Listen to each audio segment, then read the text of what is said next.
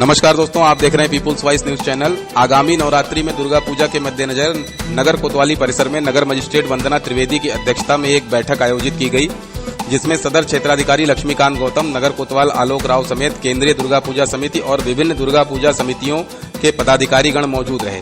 बैठक में city magistrate ने योगी सरकार द्वारा 180 दिन तक चलने वाली मिशन शक्ति योजना का त्योहारों में प्रचार प्रसार कर महिलाओं को सुरक्षा का भरोसा दिलाने के लिए अपील करते हुए स्पष्ट किया गया कि कोविड-19 के दृष्टिगत शासन के निर्देशों का सख्ती से अनुपालन सुनिश्चित कराया जाएगा। पिछले कई दिनों से देखा गया है कि नवरात्रि में दुर्गा पूजा में प्रतिमाओं को रखने को लेकर काफी संदेहास्पद स्थिति बनी हुई थी, जिसको लेकर जिलाधिकारी गोंडा की गाइडलाइन भी जारी हुई, लेकिन उसके बावजूद भी संदेह की स्थिति इतनी ज्यादा थी कि लोगों को समझ में नहीं आ रहा था कि मूर्तियां कहां रखी जाएंगी, कैसे रखी जाएंगी और कहां पर मूर्तियां नहीं रखी जा सकती हैं। नगर मजिस्ट्रेट ने बताया कि शासन के निर्देशानुसार कोई भी नई प्रतिमा या पांडाल कहीं पर नहीं लगाया जाएगा।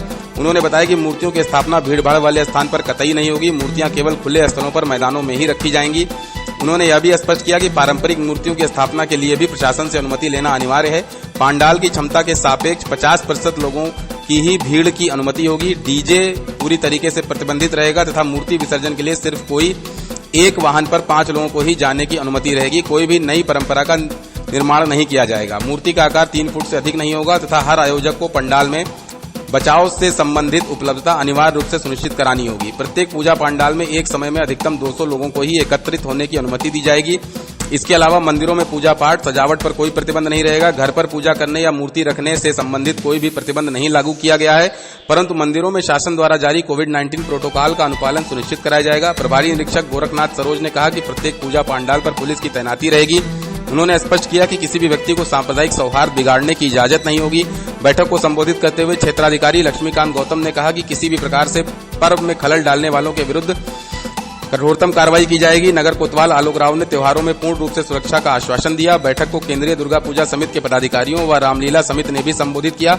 सबसे ज्यादा जो संदेहास्पद स्थिति थी वह रामलीला मंचन को लेकर थी, जिस पर काफी बहस के बाद स्थिति साफ हो पाई कि रामलीला मंचन में जो लोग मंचन का कार्य करेंगे वह मास्क नहीं लगा पाएंगे, लेकिन फिर भी उनको दैहिक दूरी का पालन करना अनिवार्य होगा।